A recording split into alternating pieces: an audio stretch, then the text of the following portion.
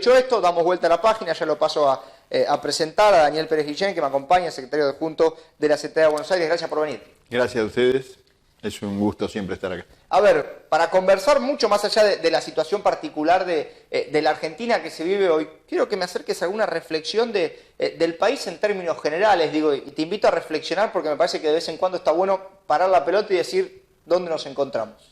No, creo que con el panorama que vos decís, me hiciste reflexionar con lo del presupuesto, porque realmente decir que la proyección de inflacionaria ya está alrededor del 42 y cuando en realidad ya las consultoras, que son más afines al gobierno que a cualquier otro sector, ya están hablando del 50, tengo miedo que pierdan los inversores del EVAC. Digo, estoy siendo irónico porque somos el país que en este contexto internacional, en una muestra de desprecio por la economía, por los sectores de la producción, tenemos unas LEVACs a 60%, o sea que el gobierno está generando un rinde financiero del 60% que no lo generan en ninguna parte del mundo.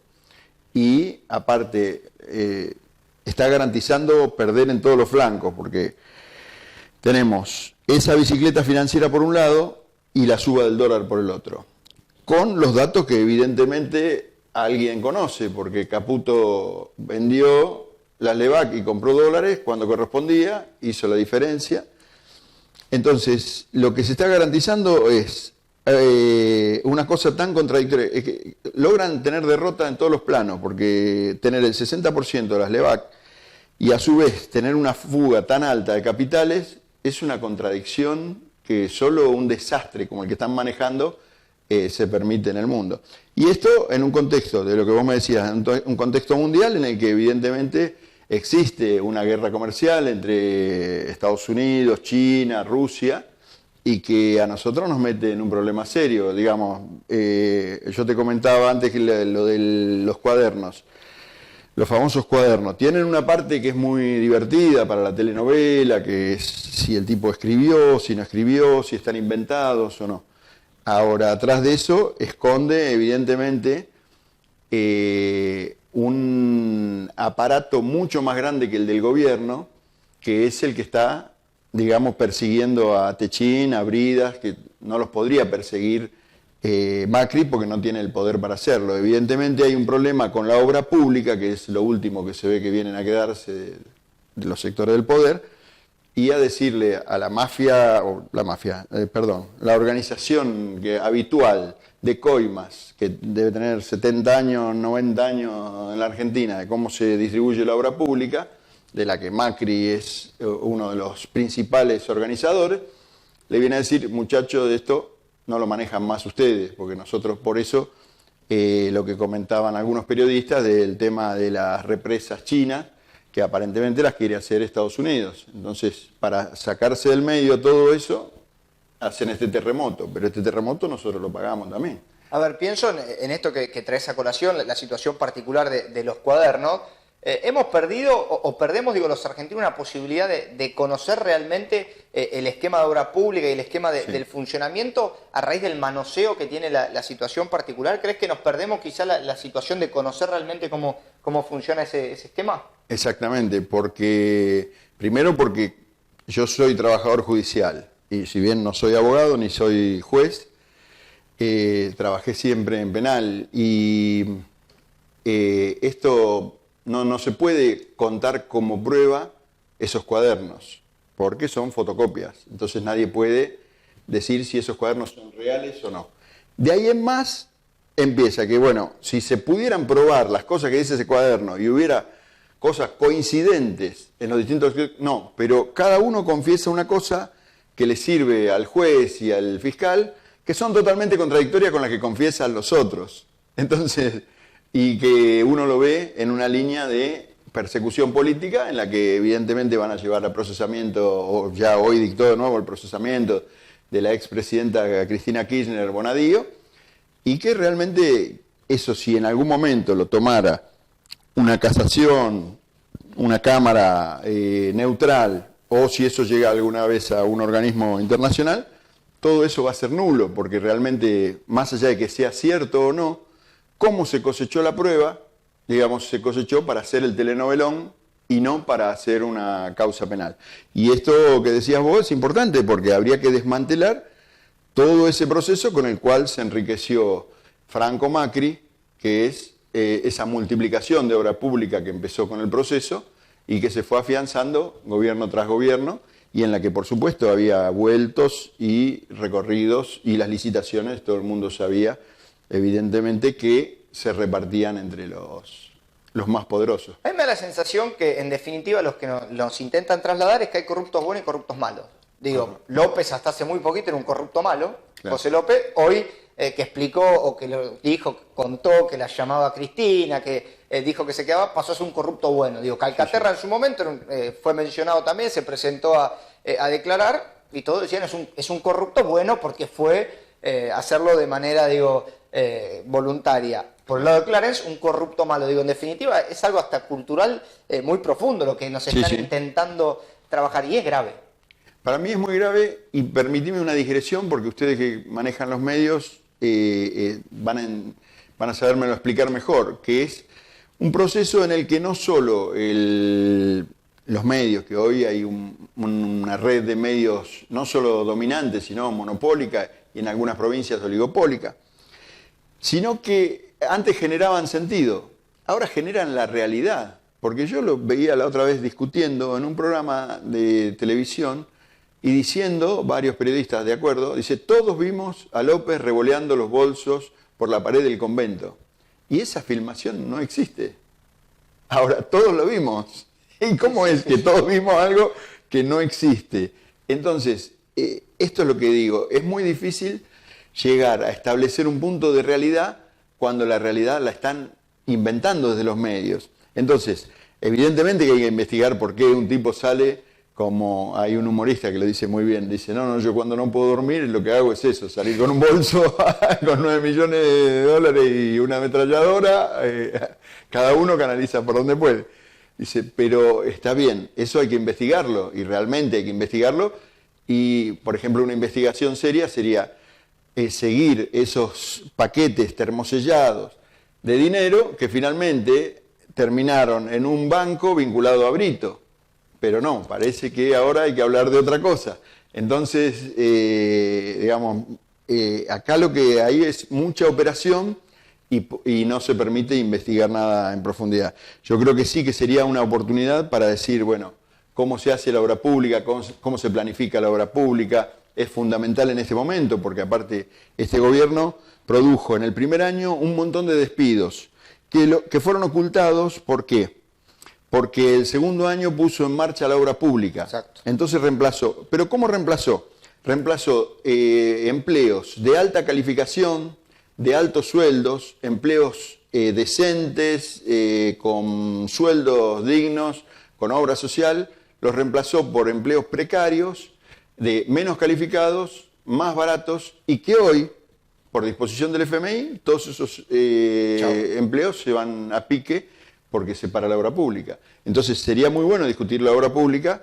Ahora, es difícil que este gobierno quiera discutir la obra pública cuando cierra el Ministerio de Ciencia e Investigación, cuando destruye todo el aparato, por ejemplo, el INTA, el INVAP, Astillero Río Santiago. Entonces decimos, ¿cuál es la obra pública que va a quedar?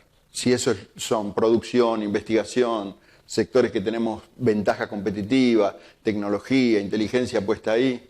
No, está claro. A ver, hablabas antes de la derrota en todos los planos de parte del gobierno. ¿Es por no saber o con la intención de salir derrotado? Esa es la duda que me queda en lo personal, porque yo creo que por ahí podía estar la idea de un plan, digo, de condonar deudas de amigos, de comprarse deuda. Ahora, me da la sensación que en el último tiempo se profundizó la idea de que no saben. Sí, y pareciera que sí, porque que no saben, porque una cosa es decir, devaluamos, entonces nos perjudican a todos los trabajadores claro. Empezamos a ganar menos.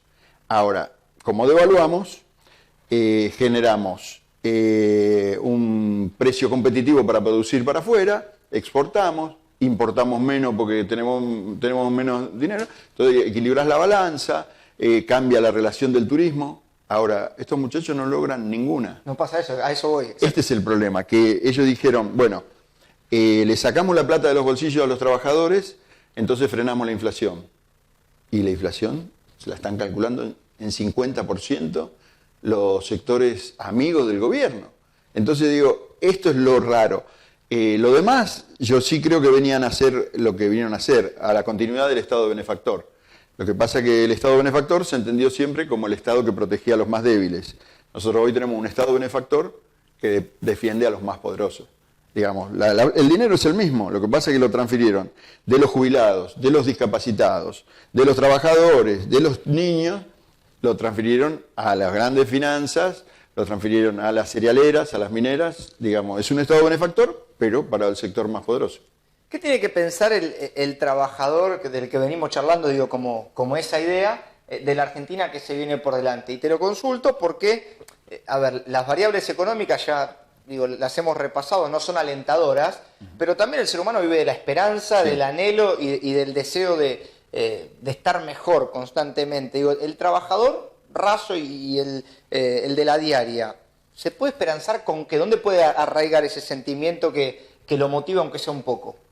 Yo creo que en un ejemplo de lucha del pueblo argentino que hoy, aunque parezca mentira, está siendo observado en todo el mundo. La resistencia pacífica a este ajuste es ejemplar. Lo muestran lo de los docentes, que yo creo que hay un plan del gobierno que es el plan, como fracasan en el plan A, plan B, plan C, creo que sacan el plan D. Y el plan D es el que empezaron a hablar hace unos meses de la intervención de las Fuerzas Armadas en los conflictos internos.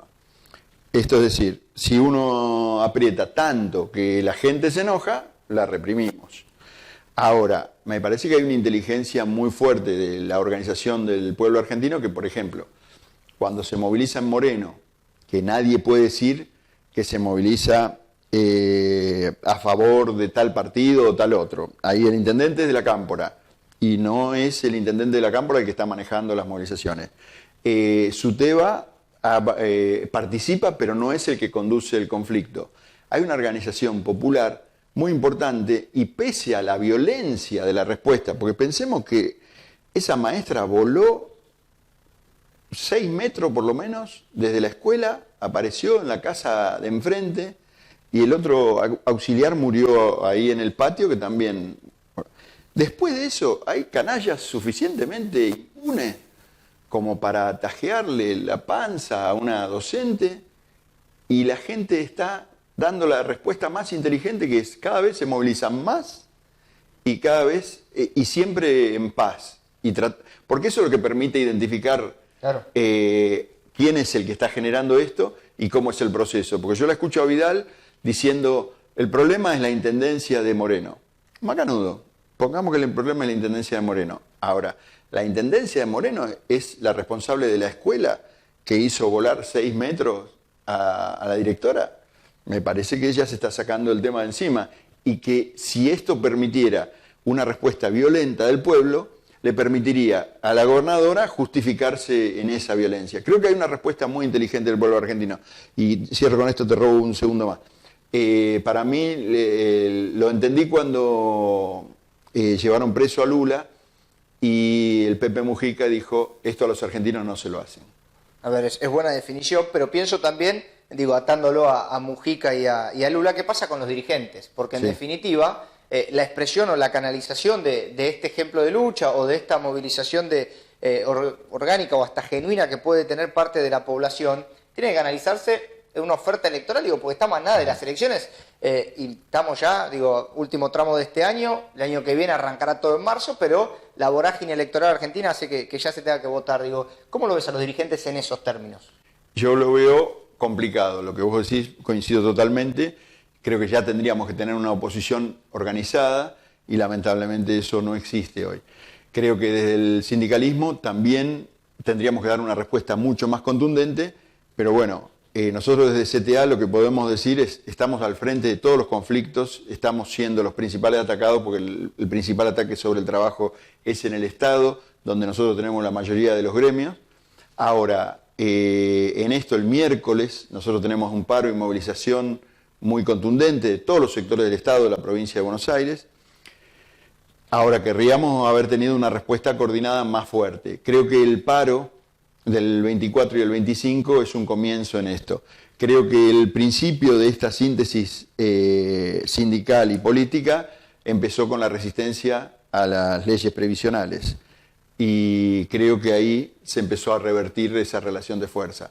Porque en realidad creo que también la disputa está en la conciencia y en la cabeza de los compañeros, digamos. Yo a ningún otro argentino lo puedo considerar enemigo. Somos todos parte del pueblo, pero sí nos debemos una discusión de decir, muchachos, ¿a dónde vamos? Si seguimos votando esto, vamos a un problema muy serio. Yo cuando digo lo de la discapacidad, es una falta de sensibilidad que solo se puede entender si uno considera únicamente las variables macro y decir, bueno, entonces yo corto las pensiones de discapacidad y con esto yo ahorro tanto dinero, que encima es ínfimo. Ahora, eso nosotros tenemos que discutirlo con todos los trabajadores para que haya una decisión unánime y cambiar esto. Y lo que vos decís es cierto, estamos tarde. Ahora, creo que lo importante es que ahora juntemos todo, juntemos esa unidad para resistir el ajuste, porque ahora el ajuste creo que viene inclusive impuesto por el FMI, ya no es lo que sería bueno, sería poder salir del FMI, es decir, que el Congreso decretara ilegal los acuerdos con el FMI, porque si no después es mucho más difícil. A ver, pienso en este planteo que hablamos del año próximo. Yo hace días que vengo trabajando sobre la idea, empecé a escuchar de vuelta el rumor de que ya es momento de que Macri se fuera, y eso me preocupa porque me parece que no se está terminando de comprender que sería grave que se fuera, no por los términos quizá de trabajar la institucionalidad o de que un presidente termine el mandato, sino que se daría el argumento de que se hizo todo mal y se lo presionó para que se fuera, y a partir de ahí esa idea de que si no es peronista no se puede gobernar. Digo, pero veo que en las últimas semanas ha crecido mucho la idea, y algunos colegas incluso lo manifiestan abiertamente, de que se quiere ir el presidente. Y lo veo con preocupación, porque le estamos errando. Si los que no votamos esto, pensamos esto o planteamos, por más catastrófica que sea la situación, vamos a retroceder. Exactamente.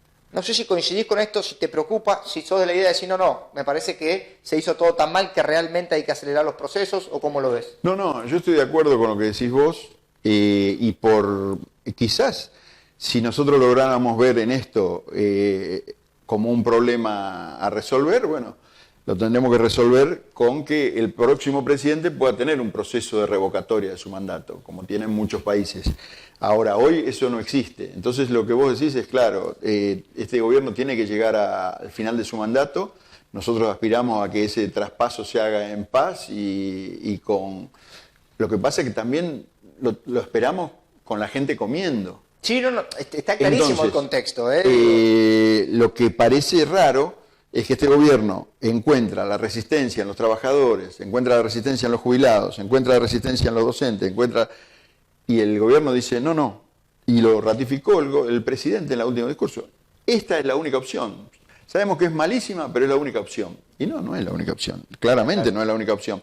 Entonces lo que creemos es que tiene que haber cambios en el proceso económico para que garanticen que la gente llegue comiendo al final del mandato. Porque si no, ya no depende de una organización sindical ni de un partido político. A ver si estos tipos quieren instalar de nuevo que la gente va a un supermercado a pedir comida, todo porque se le ocurrió ese día o porque alguien le dijo, che, me parece que van a regalar. No, cuando alguien va a un supermercado es porque está desesperado. Y el que juega con esa desesperación está jugando con fuego, realmente. Y eso a nosotros nos costó la vida de 40 personas, de 40 jóvenes generalmente en el 2001, y realmente los muertos se ponen desde el campo popular. Entonces nosotros entendemos que lo bueno es que haya un traspaso de gobierno en paz, pero tienen que garantizar que la gente coma. La última, antes de meternos ya un poco en la realidad de la CTA, con todo este contexto que venimos conversando, el sábado aumentó el colectivo, sí. Volvió a subir el colectivo y el tren, y a mí lo único que me genera rareza en todo esto es que nadie de todo el gobierno diga, esperemos, hagamos el aumento por el contexto, por cómo está planteado, diciembre por decir alguna fecha. Es como que el manual está cerrado y a partir de ahí nadie se corre, ni una coma, ni un punto. ni absolutamente nada por el estilo. Las fechas de aumento son las fechas de aumento, la fecha de tarifazo es fecha de tarifazo. Digo, eso también me parece que por lo menos es poco normal. No sé si raro, pero poco habitual, ¿no? Que frente a la hecatombe seguimos con el manual.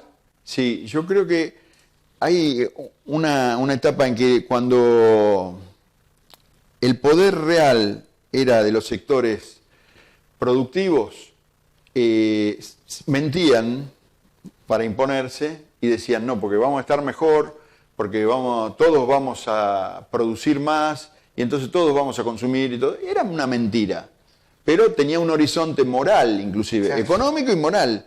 Ahora, como la conducción de esos grandes capitales es simplemente financiera, lo cual no puede explicar por qué se hacen las grandes fortunas, porque es como que plata que se reproduce sola, realmente se pierde no solo el horizonte económico, de decir, Levax a 60%, combinado con 100% de devaluación del dólar, con 50% de inflación, no puede cerrar por ningún lado, y los tipos dicen, sí, vamos por ahí, es el único plan, pero además no hay explicación económica, pero no hay explicación moral, porque aparte nos dicen, en el futuro vamos a estar bien. Esto que vos me preguntabas, ¿cuál es la esperanza? ¿Cuál es la expectativa? Ni siquiera venden expectativa. Por eso yo creo que se le agotaron los recursos. Me parece que tiene que haber, y en esto también quiero responder lo otro que vos decías, tiene que haber un campo electoral del cual yo no voy a participar, porque yo lo único que me interesa es la defensa de los sectores del trabajo, pero sí apoyar cualquier agrupamiento político que diga, bueno, vamos a hacer algo para que la gente pueda trabajar y morfar. Es sencillo, ¿no es? Que hay que ser de izquierda o de derecha, me parece que los tipos lo ponen en un plano tan duro que es fácil también dar respuesta.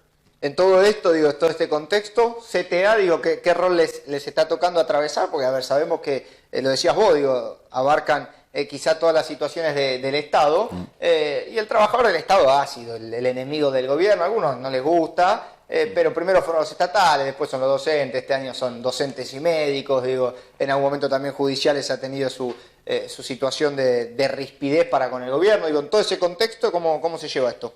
No, yo la verdad que estoy orgulloso de formar parte de la CTA, porque yo soy uno más nada más, pero me parece que estamos tratando de estar al frente de un proceso que tiene que dar respuesta y que lamentablemente la respuesta no es solo sindical, sino que es política. Pero es política no porque nosotros decidamos vamos a hacer política, sino porque te lo pongo en esos mismos términos que te lo puse antes.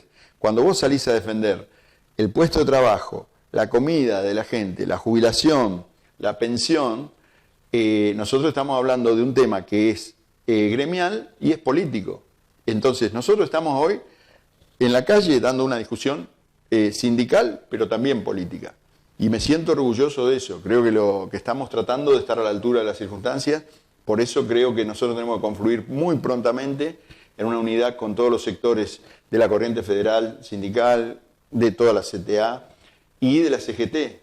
Lo que pasa es que de la CGT nosotros esperamos mucho porque tiene un poder muy importante en cuanto a afiliados y a los sectores de la producción, que me parece que tienen que dar definiciones. Nosotros estamos muy optimistas con la reunión que hubo el otro día en el ESMATA, creemos que hay un proceso de unidad muy grande, y después, por supuesto, siempre habrá sectores gremiales que históricamente en este país hicieron acuerdos con el poder, sea cual fuera ese poder, para retrasar cualquier proceso de los trabajadores. Ahora, creo que la CTA, desde hace ya 3 años, se propuso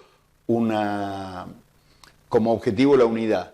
Y en ese camino creo que hemos crecido mucho y creo que estuvimos en la calle en todos los conflictos. Y eso me parece que es el rol nuestro en este momento. Sí, y particularmente digo, veo en la CTA, más allá de la intención de unidad, un poco más de respuesta. No tengo nada con la CGT, pero me parece que se espera mucho de ella, sí. Pero hace poco. Digo, me da la sensación que en estos 3 años de gobierno ha tenido una pasividad con la defensa de los trabajadores, que ahora hay que ver si la puede reubicar y se lo puede cambiar el horizonte, porque es fundamental. A ver, yo no tengo nada contra el paro del próximo 25, me da la sensación de que es un paro muy premeditado, un paro muy, si nos llaman vamos a conversar, y no me parece la defensa real de los trabajadores, y quizás esa es la única duda que que me queda, si en definitiva se despega o se despegó definitivamente los dirigentes de los trabajadores en cuanto a la representatividad de los mismos.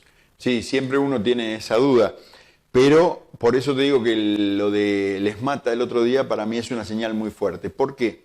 Porque por ahí no digo más fácil, pero más lineal dar una respuesta desde mi sector como trabajador, que en definitiva depende del Estado, que el ESMATA, que este gobierno de entrada liberó a las grandes automotrices, claro, con lo cual le podría haber hecho un daño mucho mayor si el gremio no negociaba con el gobierno. Yo creo que el gremio tiene unos límites ahí muy fuertes porque es un sector que inmediatamente puede despedir miles de trabajadores. Por eso creo que es un acto de valentía el de Piñanelli de ponerse al frente de esa unidad, y esto creo que sí que marca esto que vos me planteabas la duda, si es un quiebre. Yo creo que sí que es un quiebre. Y yo tengo toda la esperanza de que es una nueva etapa en la lucha sindical, por eso estoy muy entusiasmado con eso, y que el sindicalismo tiene que encontrar un programa que nos una, es decir, y que, como te decía antes, ese programa no tiene por qué ser muy complejo hoy, porque hay situaciones básicas de decir, bueno, vamos a defender la producción, vamos a defender la producción. Yo creo que este gobierno, como te decía al principio, tuvo muchos despedidos, pero más de 100.000 el primer año en las pymes. Y digo, ahí sí tengo dudas si es todo torpeza, porque ahí yo pienso que es también la destrucción de las pymes como un objetivo de las grandes empresas, y porque las pymes forman parte culturalmente de un movimiento nacional. Entonces, creo que ahí nosotros tenemos cosas fáciles para decir, bueno, vamos a defender las pymes, vamos a defender las pymes. Me parece que como movimientos sindicales, movimientos sociales, no hay duda de esto. Vamos a defender a los jubilados, vamos a defender la comida, claro, vamos a defender el trabajo en blanco. Hay luchas que son indiscutibles. A ver, algunas para ir redondeando. A mí me da la sensación, digo, en este contexto que hablamos y sobre todo en esta parte de actores en cuanto al sindicalismo y demás, que el año que viene las listas, digo, en todo este berenjenal futuro que se vendrá, tiene que tener más presencia del arco trabajador, digo, porque en las últimas elecciones, si uno analiza, hubo poco, fue escueto el reparto, y me parece que la reacción en muchos de los reclamos ha surgido genuinamente de los trabajadores para con este gobierno. Entonces, me daría, si querés, hasta un punto de satisfacción ver que las listas en todas las situaciones encuentran a trabajadores. Y digo esto porque si bien muchos se despegan, no, falta un montón, la lista no es lo importante, me parece que es determinante en definitiva quién compone cada espacio, porque si no después nos encontramos con los rejuntes, nos encontramos con que se le pagó al amigo del amigo del amigo, y no se termina llegando con la misma incidencia y con la misma fuerza. Si hay reclamos que son multitudinarios, eso hay que encontrar una expresión en una boleta. Ahora, me da la sensación que se ha fallado en los años anteriores respecto a los lugares de los trabajadores. Sí, ahí ahí creo que hubo error de doble entrada. Creo que hubo un error de los gobiernos, sobre todo en los anteriores a estos, a esta oleada conservadora, en la participación sindical. Pero no puedo dejar de pensar que también debe haber habido un error del lado nuestro, como saber ocupar el lugar que teníamos que ocupar en cada uno de esos procesos. Me parece que nosotros, inclusive yo en el 2019, no tendría una aspiración de que el sindicalismo ocupe lugares importantes dentro de lo político, pero sí que haya una mesa. Para mí tiene que haber una mesa de discusión política de los actores sociales, porque después si no nadie va a querer reconocer también a los desocupados. Y me parece que en este momento la crisis es tan grande que nosotros tenemos que sentar en una mesa a los sectores políticos, a los sectores sindicales, a los movimientos sociales, a los sectores religiosos que trabajan mucho con la pobreza, con lo social. Me parece que no hay que, a las pymes, a las ligas de comercio que empiezan a ver que todo se derrumba, porque no va a alcanzar con una respuesta electoralista.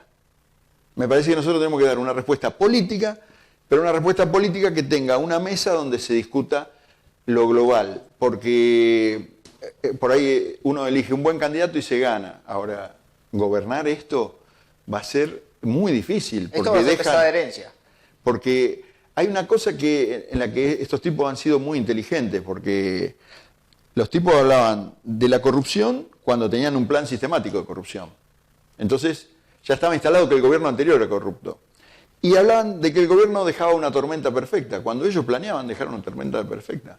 Entonces ya te gastaron la imagen de lo que vos tenés que contestar. Es decir, no, pero los corruptos sistemáticos son estos. Que haya corrupto, que vaya en cana Jaime, perfecto, aplaudimos todo. Que vaya en cana López, aplaudimos todo. Y que vaya en cana todo el que se demuestre que es corrupto. Ahora, no se puede decir que era un sistema corrupto, un sistema que pagó la deuda externa, un sistema que reestatizó empresas del Estado y que estos que generaron 150.000 millones de dólares de deuda en 2 años son honestos. Entonces digo, ¿cómo me dan los números al revés? Entonces yo creo que te gastan los significados y que eso sí, ahí atrás hay gente muy inteligente. Yo creo que Durán Barba es el Departamento de Estado, no es Durán Barba. Hay alguien inteligente que está trabajando ahí atrás con los significados. Por eso a veces hacen todo mal, pero tienen respuestas, tienen el plan C para complicarnos la peor.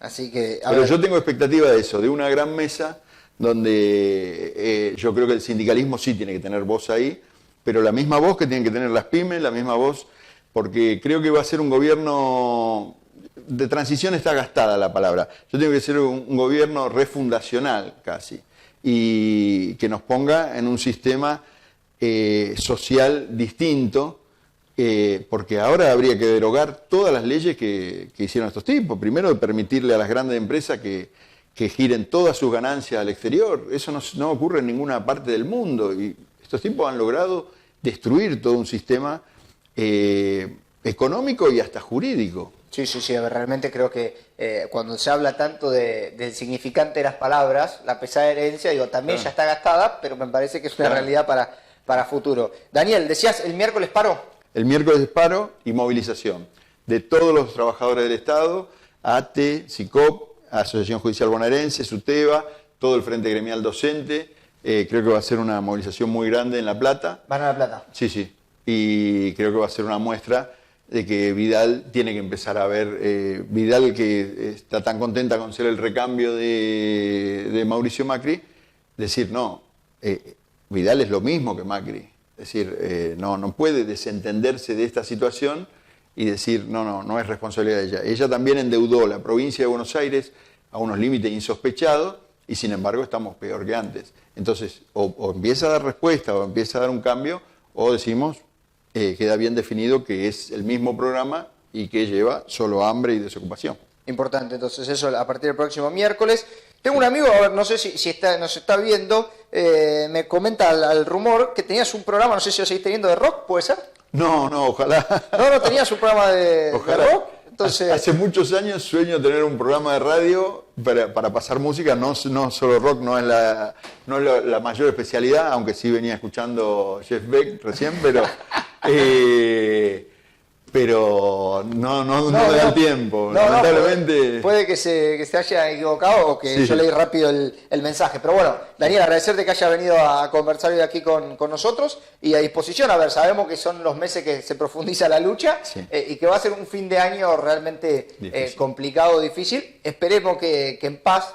Me genera también cierto temor la idea de tanta agitación social cuando yo por donde ando la gente está bastante tranquila, pasándola mal, pero tranquila. Y cada vez que escucho a una ministra, un ministro de Seguridad hablar de que se están ya trabajando sobre los planes de contención, digo, bueno, pucha, por ahí vivimos en 2 países distintos. Sí, pensar, esto me olvidé, esto que vos mencionás, pensar que hoy Patricia Bullrich no solo es la ministra de Seguridad, sino la de Justicia, nos habla de un problema muy serio y de un temor de cómo se termina el año. Porque el año se termina bien si el gobierno dice, bueno, está bien, estábamos en un plan de ajuste, ahora parte del dinero que entró del FMI se va a dedicar a defender a los más desprotegidos, a garantizarle pasar la Navidad a los jubilados, garantizarle a los changarines tener el día. Y la verdad que uno no ve esa respuesta, pero yo creo que si hubiera esa respuesta no hay problema en que esto se llegue en buenos términos, como decís vos, con la protesta, que yo creo que va a ir creciendo indefectiblemente, pero en los marcos de algo pacífico, que es lo que creo que es lo mejor para la sociedad. Daniel, agradecerte realmente. No, gracias a ustedes.